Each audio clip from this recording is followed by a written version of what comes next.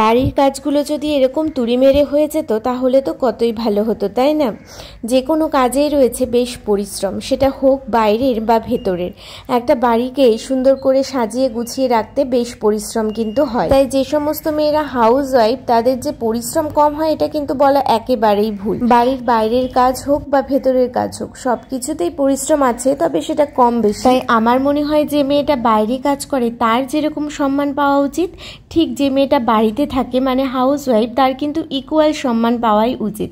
তবে আমি এখানে একদম ছেলেদেরকে ছোট করছি না, কারণ এখন অনেক ছেলেরাই বাইরের কাজ করার সাথে সাথে বাড়িতেও অনেক কাজ করে, অনেক হেল্প করে। তোমরা তো সকলেই জানবে যে অম্বুবাচী ছিল, আর অম্বুবাচীতে আমার মাকে আমি ছোট থেকে দেখে এসেছি যে ঠাকুরকে আমদুধ নিবেদন করতে। সেই জন্য আমিও ঠাকুরকে আমদুধ এই সময়টা নিবেদন করি, আর মাও আমাকে ফোন করে বলেছিল যে ঠাকুরকে আমদুধ নিবেদন করতে। সেই জন্য অম্বুবাচী চলাকালীন আমি একটা দিন বেছে নিয়েছিলাম যে দিনটাতে আমি ঠাকুরকে আমদুধ নিবেদন করেছি।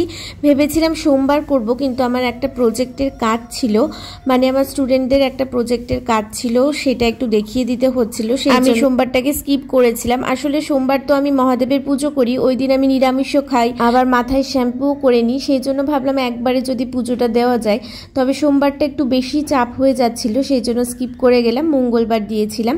আর এই যে আমি ঠাকুর ঘরটাকে সুন্দর করে পরিষ্কারও করেছিলাম তার আগে, কারণ আমি বাড়ি থেকে আসার পর থেকে সেভাবে ঠাকুর ঘরটাকে পরিষ্কার করা হয়নি। আর আমরা যেমন পরিষ্কার পরিচ্ছন্ন জায়গায় থাকতে পছন্দ করি, সেরকম আমার মনে হয় ঠাকুরকেও রাখা উচিত। আর আমার মনটা ভীষণ ছটপট করছিল যে আমরা তো মোটামুটি পরিষ্কার করেই নিয়েছি, আমরা তো আর এসে নোংরার মধ্যে খেতে পারি না বা থাকতেও পারি না, তাহলে ঠাকুরকে কেন রাখবো? তবে আমি সময় করেই উঠতে পারছিলাম না ঠাকুরের জায়গাটা পরিষ্কার করার জন্য।